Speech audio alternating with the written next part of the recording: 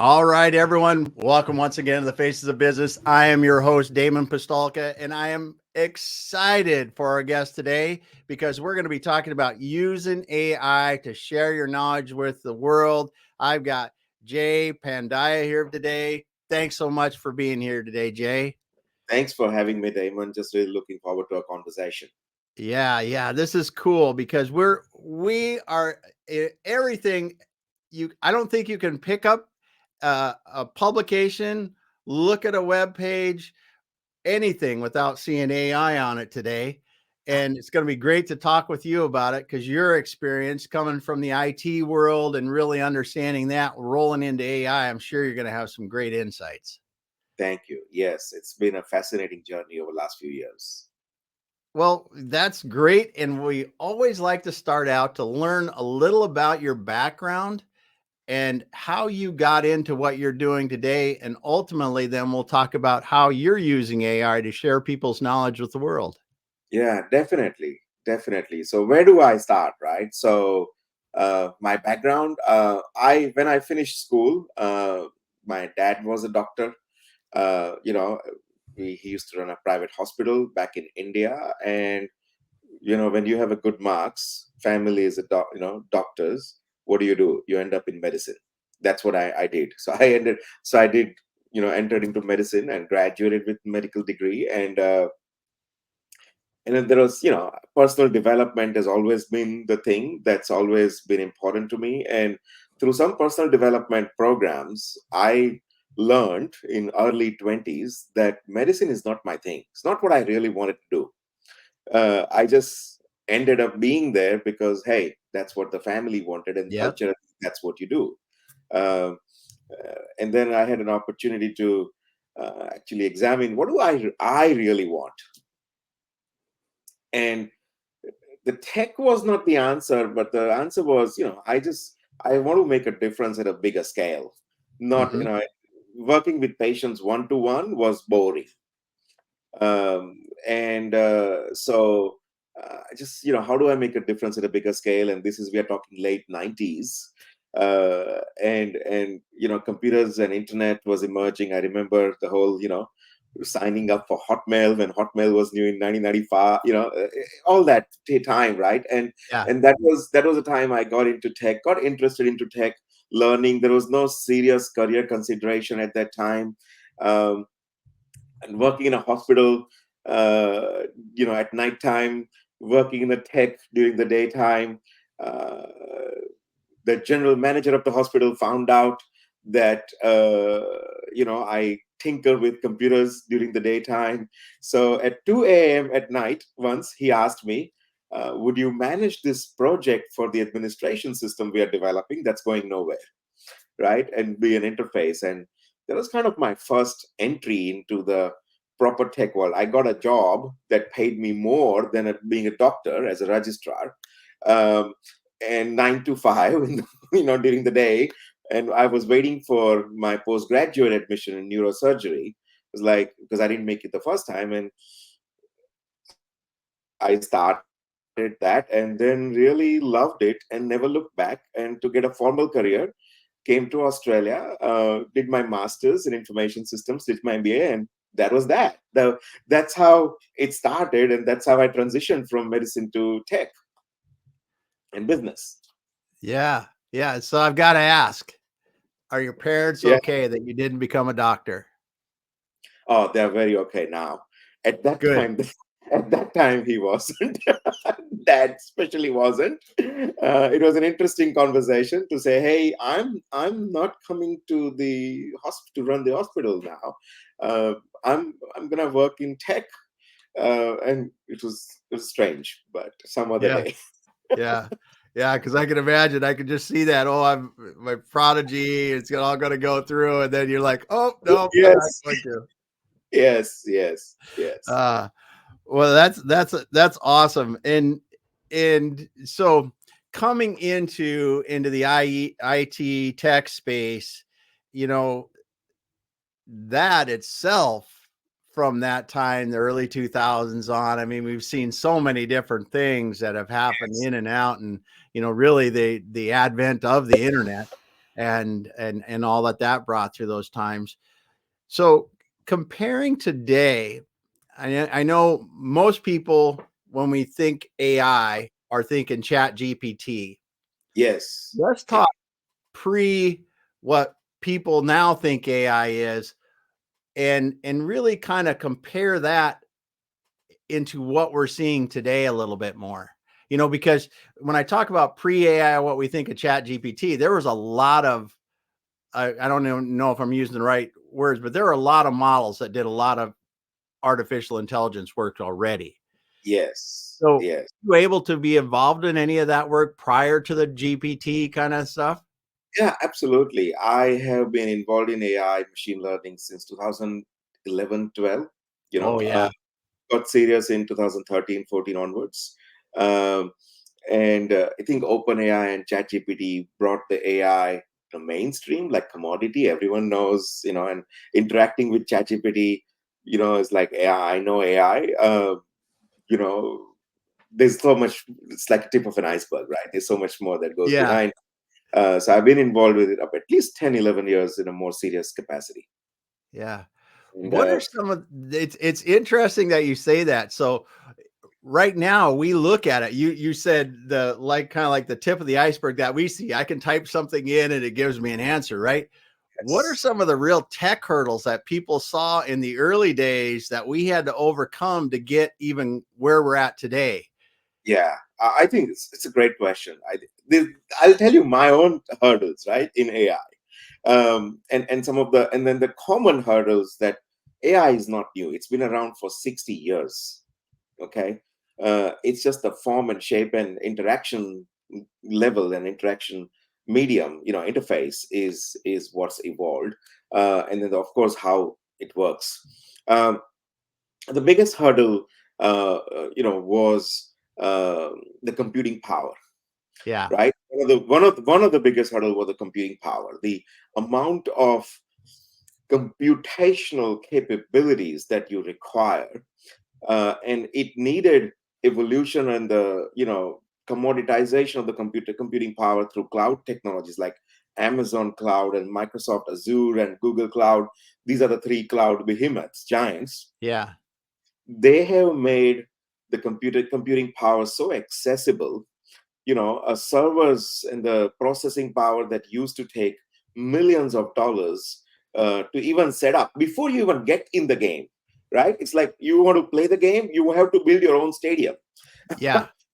Yeah. It used to be before you even get to play the first ball, whether you do baseball or whether you do a Yeah. cricket or anything, before you kick the first ball, you have to build your own stadium. And that itself used to be a big barrier. Yeah. Infrastructure, computing infrastructure, right? And now you sign up for a free account, put a $50, $20. Now ChatGPT is free, but actually, if you want to build your own AI models and AI solutions, you can start with $50 or $100. Um, Wow. because of the computational power and the capabilities that's been provided through the cloud infrastructure, right? So that used to be some significant barrier. I'm talking, 2011 before, right? Yeah. Yeah. And the cloud has penetrated the business world and academics, and it's make a major shift, right? The second one was the data, access to data. Machine learning is not new. However, uh, machine learning, to teach the machine, you need so much data processing, and there's a lot of manual, data engineering work that goes into turning data into an insight that AI models can consume, Wow. right? Yeah. And that pathway, that process has evolved a lot. Now, this is where it gets technical, and I probably wouldn't go too technical here for the audience and anyone listening. But um, if you don't have the data, your machine learning models are useless. Yeah. Okay, the most cutting edge AI technology and cutting edge machine learning models that maybe OpenAI or Microsoft or Google, anyone might have, without the right kind of data and access to the right kind of data, it's useless, Yeah. right? Models will just not learn, so to speak. Yes. right? So that was always the second, barrier. And uh, the companies like OpenAI or Google or Facebook, and they have access to the kind of data that people like you and I cannot even imagine. Yes. It's enormous level of access to people's data that is just unimaginable for a normal person Yeah. when it comes to consumer and the life of people, as well as businesses. Hmm. uh, and so computational power plus access to data to train the machine learning, that's those two factors has seen the biggest transformation in the last 10 years. And now what we see is the open AI as a output and outcome of that probably 60, 70 years journey before. Yeah. Yeah. So as you're looking into it, this is great because we're getting into, really like you talked about early machine learning, the limitations, and just as you said, first of all, access to the data. Because if we're talking, even if we look back 20 years, so that's 2004, the internet didn't have nearly as much data available on it as it does today if we just look at that source of data. But then when you look at this, all the other websites have been created with all the other information that's been loaded and put online and everything, you know, even if we had the technology to do what we wanted to do, the data set is so much more complete now. And Yes. Google's had time to search, like you said, all the scary stuff about us that everybody doesn't want to think that they collect, but they collect. And Yes. now bringing this together into something in the more of like an open AI format where these things that are really pretty magical, if you go back 20 years, happen Oh, almost matter of factly now. yes. Yes. Absolutely. Yeah. And it's the convergence of technologies, right? Just as when we say internet, it's the you need to have mobile, and a penetration of mobile. You need to have the fast internet. You need to have cloud technologies evolved, because we used to have internet before the cloud, right? However, the servers used to be so fragmented, right, on an individual website hosting servers, right, versus cloud environment, very different now, right? So Yeah. it's the evolution of mobile penetration, so you can actually get the location technology, location related data, behavioral data, how people interact with it, um, the cloud technologies, the speed of the internet, all of things, from going from GPRS in 1990s to 3G to 4G and now 5G, and now they're talking about 6G and 7G, like that kind of, all of that had to come together for AI breakthrough to occur. Yeah. Yeah. Without one, it wouldn't have occurred. Like, if it's not one factor that contributes to it, it's a convergence of multiple technologies coming together that allowed and enabled what we now experience and see and use as a magical experience of ChatGPT. Yeah. Yeah. Yeah. That is cool. That's a great way to explain it because without any of those pieces, it doesn't work. Yeah, it just wouldn't have the fuel. The data is the fuel, and you can have a Ferrari, go and buy a Ferrari or Maserati or whatever and it sits in the garage if you don't put the petrol in it, right? So Yes. data is the petrol of the most cutting edge AI technologies, and the accumulation of the data, accessibility of the data, and transforming it and turning it into form that AI models can use is what most people don't see or realize in the mainstream masses. But that's been the real breakthrough here, rather Yeah. than the AI model itself. Yeah, that's for sure. That convergence of technology, like you said, with the speed of the internet, the mobile, and the data, and that you're just getting from all that, and then Yes. the cloud technology. Yeah. So we talked about this a little bit before we got on, but as an AI professional yourself, Yeah. how do you keep up with the changes? Because it seems like what was done on Monday is old news by Wednesday. Yes, I think it's a very simple answer. It's just a lot of reading, a lot of experimenting, and a lot of just doing, figuring things out, a lot of failing as well. Uh, as I said, uh, I've been in this space more seriously, not just tinkering with it on edges for last 10, 11 years.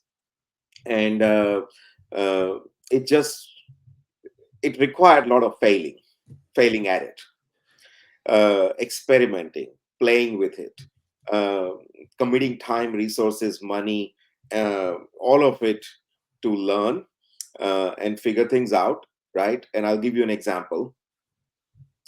Um, I touched on the personal development earlier, Yeah. right? And I'm big on personal development. I truly believe that the education that uh, schools and universities provide is grossly insufficient. Uh, I have experienced that. I've spent a lot of years at uni, right? First in medicine and then masters, two different masters. And, I've spent a lot of years and I have a high regard for the contribution of academic education. But then what I got from a personal development, doing courses and seminars and coaching and training and development of that way gave me the life I have, right? Uh, and and and that's what I call a non-traditional education. I used to dream about um,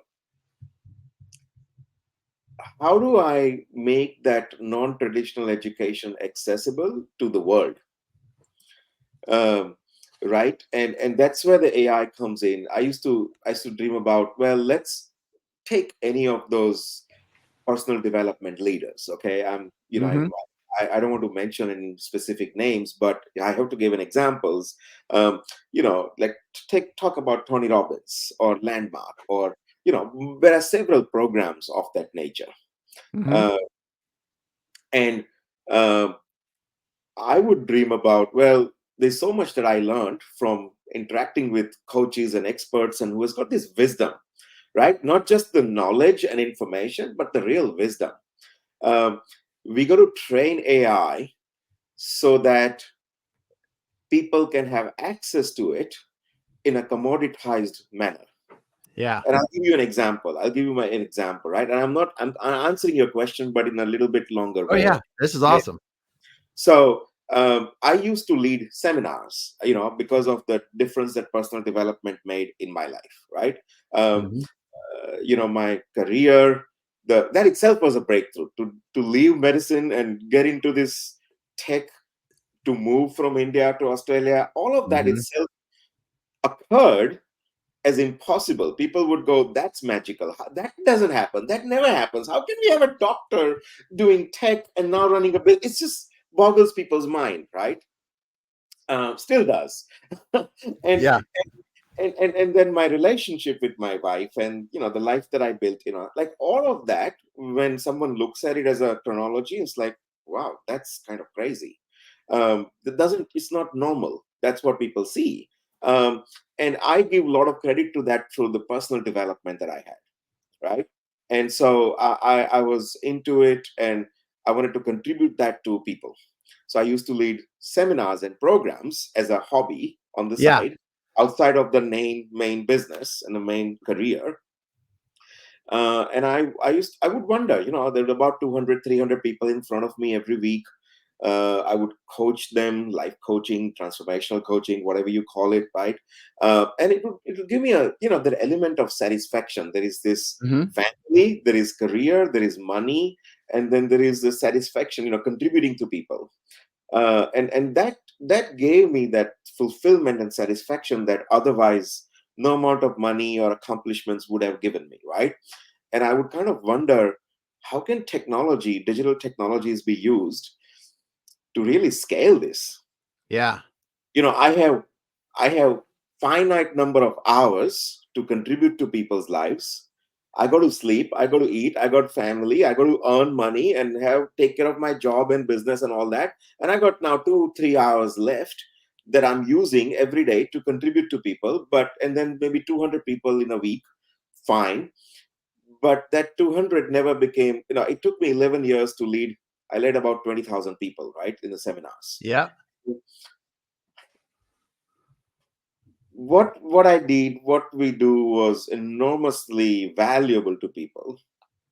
It transformed lives, and there are 8 billion people on the planet.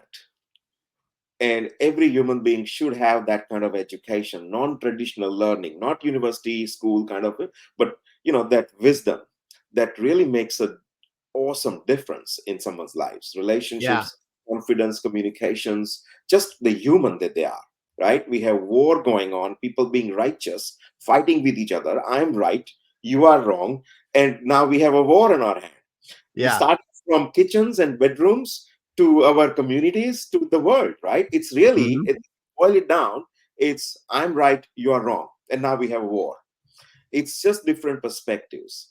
And I used to kind of wonder, how do you really change the world? Hmm. Change the world if I talk to 200 people about it every week. That's just grossly insufficient. Even if I do it full time for the rest of my life, I'm not Yeah. gonna I'm not gonna reach to more than 100, 200,000 people that way, Yeah. right? And I'm gonna be dead. And how do I make the best use of everything I know and everything I have to go to contribute to touch as many people as I can, right? And Hmm. and that's where the AI comes in. And I would go, well, if we trained machine learning models and created an AI avatar. This is 2011-12 that I used to dream about, right? And then give it everything, the knowledge, the wisdom, the distinctions that allows for the breakthrough results in communication and personal productivity, in relationships, in business, right? In trust, in just being a good human with integrity, right? And being willing to give up being right, just in the interest of relationships working, right? What's more Yeah. important, relationship or being right? Which game is more important, right? I used to talk about that and go, if we can train in AI, then we can have a 24/7 AI agent, AI avatar interacting with people on social media, on websites, on mobile apps. And then there is no ceiling and my time limit of the difference I can contribute. It's not going to be me, but hey, it can be 80% of me, and that's going to be great. Hmm. Right. And so I started working on that, as I say, 2011, 12, 13, right, in that time. And people would call me crazy. Like, just there was no other word, right? Yeah. um, and I kind of translated that into business as a vision to go, hey, you know imagine you are a coach, you're a business coach, you are a life coach, you are an executive coach, you're a relationship coach, you are a organizational development consultant Hmm. in companies. You somewhere in your job you are training, developing people, right, where the Yep. knowledge plus experience and insights are critical. It's not just knowledge, you can't just pass it, Yeah. right? What if that job could get done 24/7 without you being there? And if it's 80% right, the time you spend, that 20% is optimized to more premium behavioral interactions rather than informational exchange, because informational exchange can be transferred and taken care of by the AI. Yes. Whereas the behavioral, the human element, which requires heart and a soul, is where you should spend your time on, which is the 20% time you might spend. But hey, the knowledge, the information, the repetition, is the podcast, articles, blog posts, all of that is a type of data. Yeah. And you can take that data and train AI into it. And then the one-on-one conversation that requires heart and soul, that's probably the 20% that you enjoy the most. And I spoke from a personal experience, Yes. right? So that should become, if you think about sales funnel, that that behavioral transformational conversation can become at the bottom of the funnel, Yes. right? AI and the digital technologies can take care of the 80%. And now instead of charging $10,000 for a weekend program, right, where 80%, 90% is information, Mm-hmm. uh, make it commodity and make it $2 a month subscription.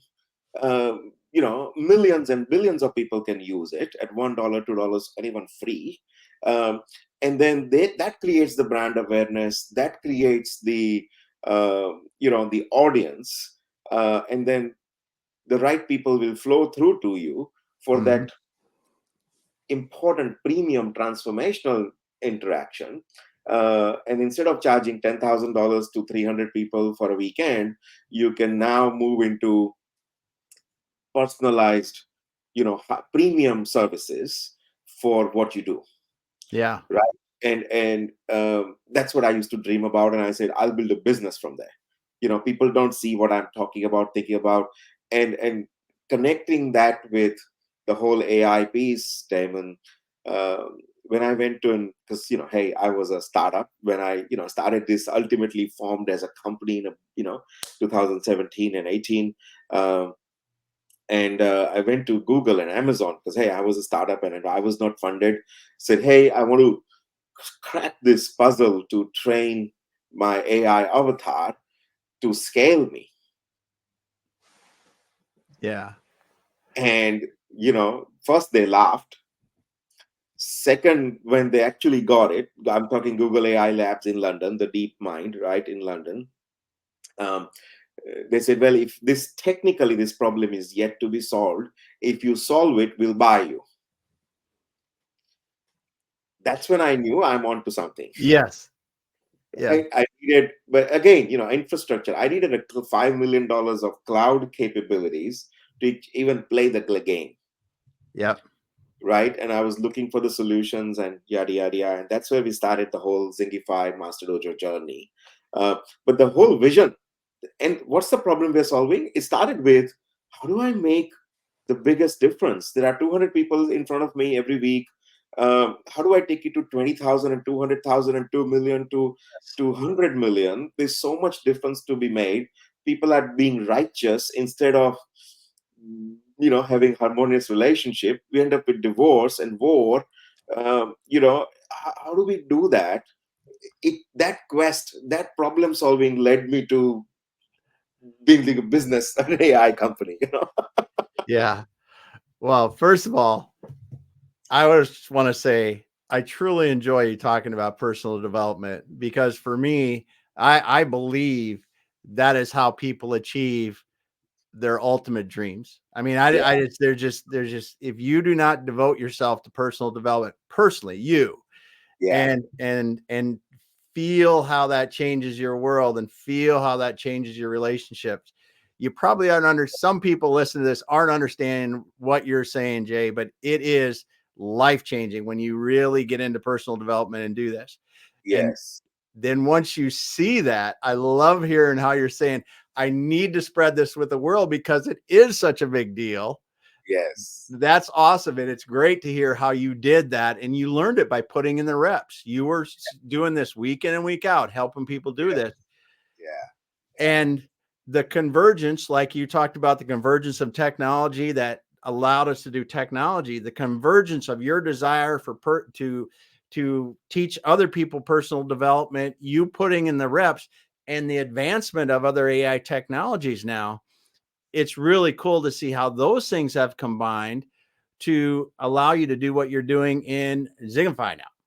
yes, Let's talk yes, about that because this is really something now that you've explained what you're talking about with the avatar doing 80% and the 20% being taken care of by the human.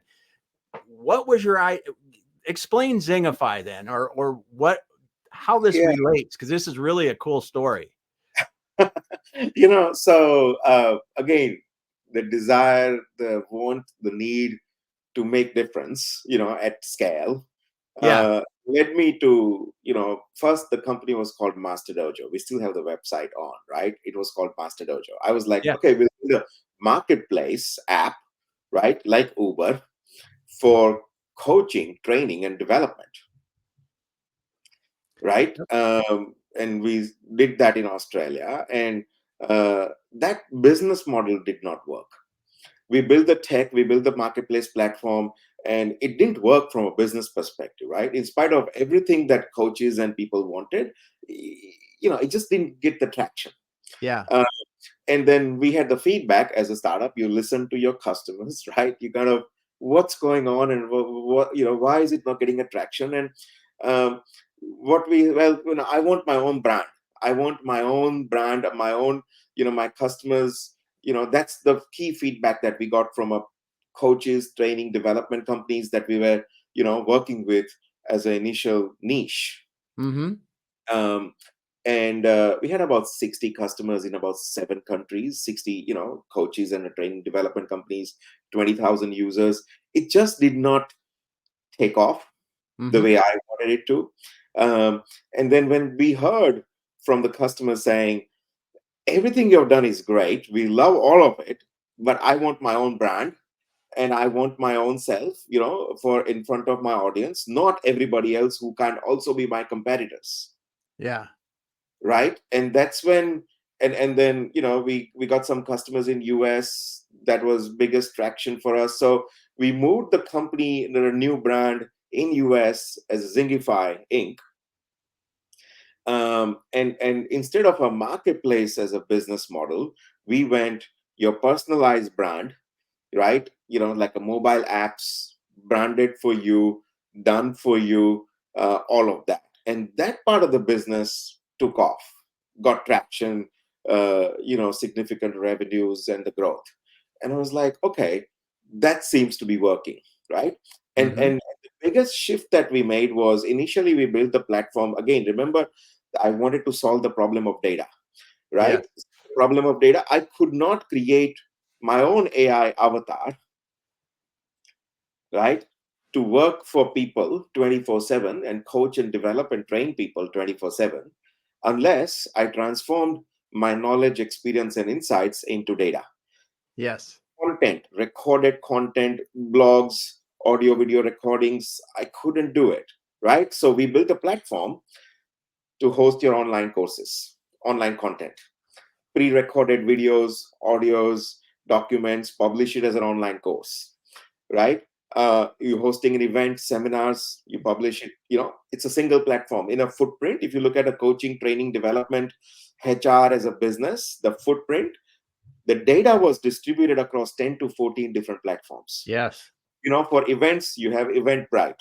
For Yep. stream, you have StreamYard, right? Social media and communities and groups engagement. People do it on Facebook groups, WhatsApp groups, LinkedIn groups. Mm-hmm. Then you have a CRM. If, for online courses, people would use Kajabi. And when you look at it, it's like 10 to 15 different pieces of software people would use.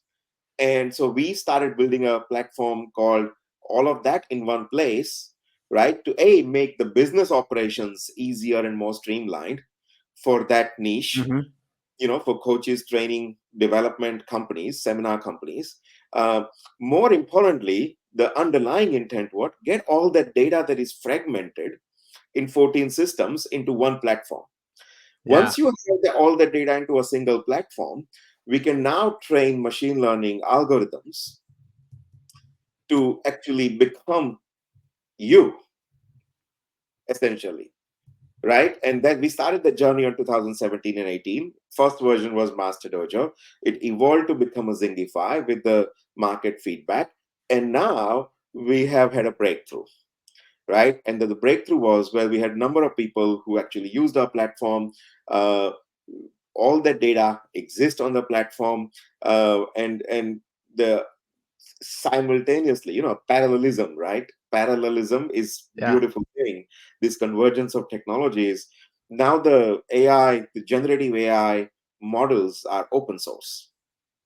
Mm-hmm. 5 years ago, I needed $5 million to even play the game.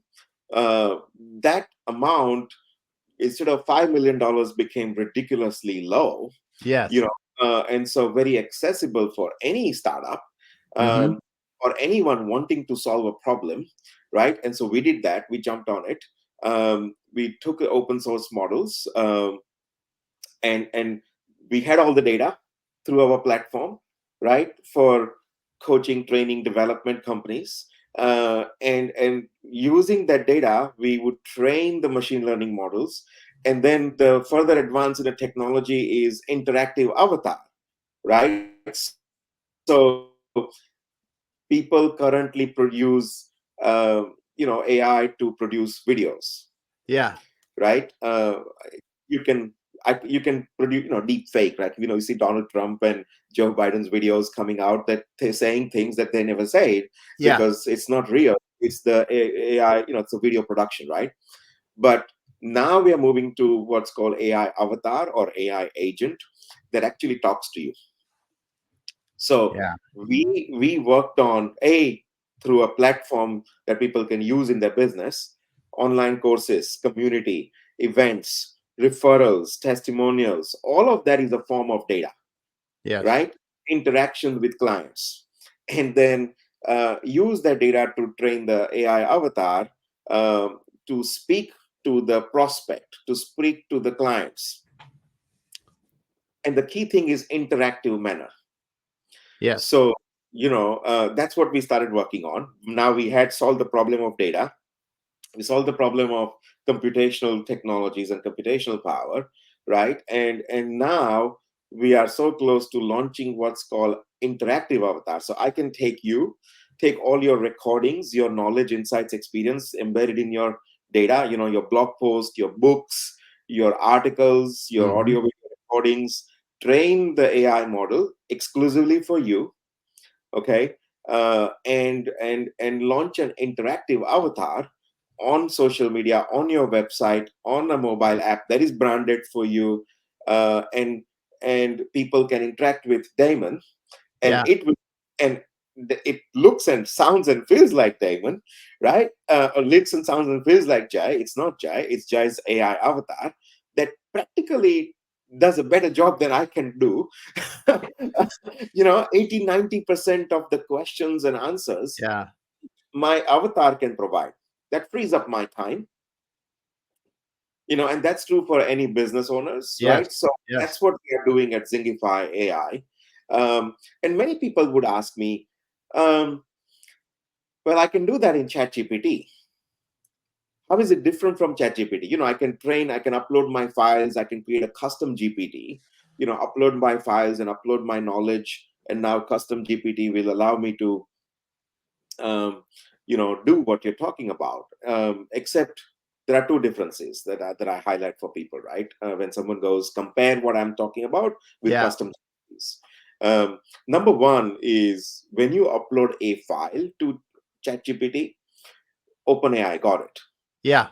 Yeah. right? And if your business is built on your intellectual property, you want to protect it, because the moment OpenAI and ChatGPT is trained in your intellectual property, you are redundant. Your customers don't need to come to you.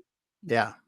If you're a knowledge professional, engaged in a training, coaching, development business, okay, and if that knowledge got into ChatGPT models, customers don't need to pay you what they currently pay you. Hmm. Uh, that's the first thing. So your intellectual property protection is a critical thing, right? So at Zingify, we make sure that your data is actually protected exclusively for you in your own environment, under your own ownership, without any compromise of intellectual property. That's the first thing. And the second thing is experience, right? Interaction experience. So you see the ChatGPT has started with a chatbot. You type and it responds, and people love that. And now it's moved to conversationals, right? So voice UI, right? Voice user interface. Yep. Uh, and that's that right now. We don't know what's coming, but that's that. But now transform that's your voice, your face, your lip movement, your eyes, your Hmm. facial expressions, your hand. Like I talk with my hands. A lot of people say, Jay, you talk with your hands, right? I move my hands a lot. uh, Put that on. Now it's your brand, now it's you, and it's interactive, and it stops. and people respond. You literally don't need to hire a next salesperson. You don't need to hire the next coach. You don't need to hire the next employee, because this interactive avatar, if you have to pay someone $80,000 a year to be the next business development manager, well, instead of hiring 10, maybe you need one. And your AI avatar, work 24/7 across internet, on social medias, on websites, on apps. That's what we are now doing. Yeah. That's the evolution of where we started and where we have landed now. That's incredible. That's incredible. And like you said, it really is you, because Yes, it's based off of your mannerisms, the things that you've experienced and written about or talked about and were given a data on. And the one thing that you did bring up that's real important, I think, is IP protection. And that is true. A lot of people don't realize that if you upload it, it's there in yeah, Chat yeah, GPT, and exactly. they're using it. So that's one of the things. But so what are some of the breakthroughs that are really exciting to you that you see just on the horizon that are not here yet, but that are going to make this thing like, next level? I love that question. I love that question, Damon. It is such a critical question. I think the next level of breakthrough is AI agent. So, what do I mean by AI agent, right? Right now, if you look at your experience of interacting with digital technologies, right? You want to look at Facebook, you have to go on Facebook. Then you go on Instagram, or you go on LinkedIn, or you look at your CRM, and then you have Yeah. your email app, and you have your Dropbox document or Google Drive document or Microsoft. So you have these different digital platforms doing different things and Hmm. serving you, and you use them in different way. Yeah. If you look at someone's phone, you look at your phone, you probably have 70, 80 apps on an average phone. Yep. I think the next level of breakthrough that's coming, it's not there, but it's quite close, is a single AI agent that you interact to, and it will interact with all these apps on your behalf and will get the job done. Whew. Yeah. So Continue on. So translate that into, I got to take my son to his basketball match tomorrow. Okay. I have an email from his friend's mom saying, hey, can you pick up two of them, take them to the basketball match? I can't take them. And then you can leave, and I'll pick up two of them, both of them, and drop them off. Can we do that? Now, that email sits in my email client. Okay, the occasion does not exist in my calendar. Okay, so that I got to go and leave early to pick up my Hmm. son's friend. What exists in my calendar is basketball match, leave at this time to get to the match on time. Uh, Now, but those two sets of information exist in two different apps. One is a Yeah. calendar app, right? And then one is what's an email. By the way, how did it end up in my calendar? Because hey, I don't take my son to basketball match. My wife does. Yes. He doesn't drive yet. So she put the calendar appointment in my calendar just to make sure that I don't forget. Hmm. Right? Now, there's some knowledge that she has in her email where she found out from his basketball coach and the school that said, hey, the match is on this time. Hmm. Okay. So now you can see how information flows. Yeah. Where we are moving to now is I just got to go, hey, how we go, hey Siri, or hey Siri has been pretty dumb so far. Yeah. It's about to get smart. uh, Hopefully. Oh man, ho- it's Hopefully, but again, there's a whole lot of data privacy yeah. issues in that space. But putting that aside, um, AI agent will practically recognize. If I just say, hey, I got to take, AI agent will prompt me that, hey, there is an email request from my son's friend's mom asking me to see if I can pick up. Would you like to pick him up and take him? Are you okay with that? And I just have to say, yes, I got no problem. And then it will schedule an occasion and it will remind me. I don't need to interact with 3 apps. My wife does not have to nag me. Hey, do you remember? Do you remember? I put it in your calendar. Yeah. All that does not need to happen because the AI agent who is interacting, looking at my 60 or 70 apps data ecosystem, is in consolidating all the different data on my Mm-hmm. phone On your phone. Yeah. with my permission, Yep. with my consent, okay, and hopefully protects my intellectual property. That's what I hope, right? um, and but that's what we are moving on to. Yeah.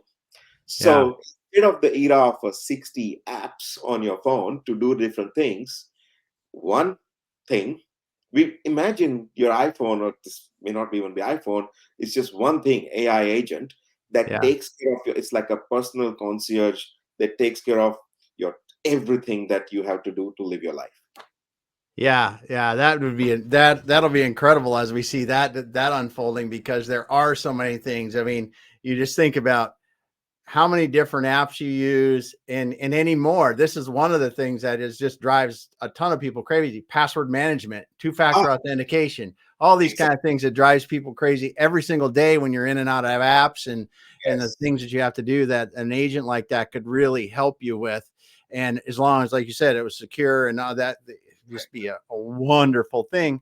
Because Yeah. how much time do we waste just by doing those little things where, oh, I got to do my two-factor authentication to get in here, or I got to go to this app, then that app, then that app, or even on a computer, even it would just so much stuff. That's cool. So Yeah. cool. So, it's like right now AI is on every app. That's what all the app developers and everyone's Yep. trying to get it AI. But then we are looking at the future of one AI interacting with 60 AIs on your behalf. So you Yeah. don't have to interact with 50 or 60 AI. Yeah. Uh, you're interacting with one that's hopefully your personal AI concierge that deals with the world. Yes. That's And awesome.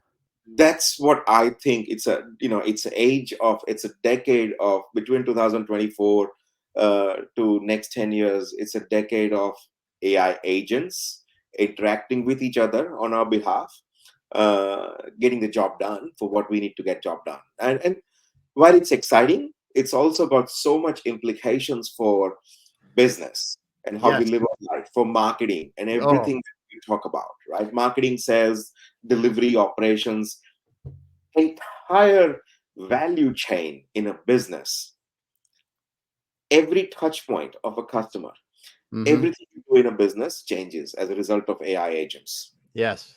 Yes. So cool.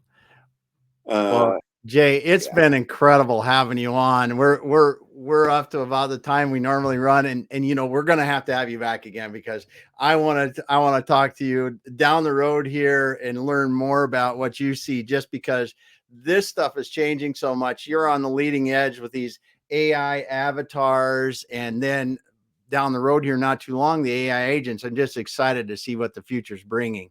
But I would love to. thank you so much for being here today.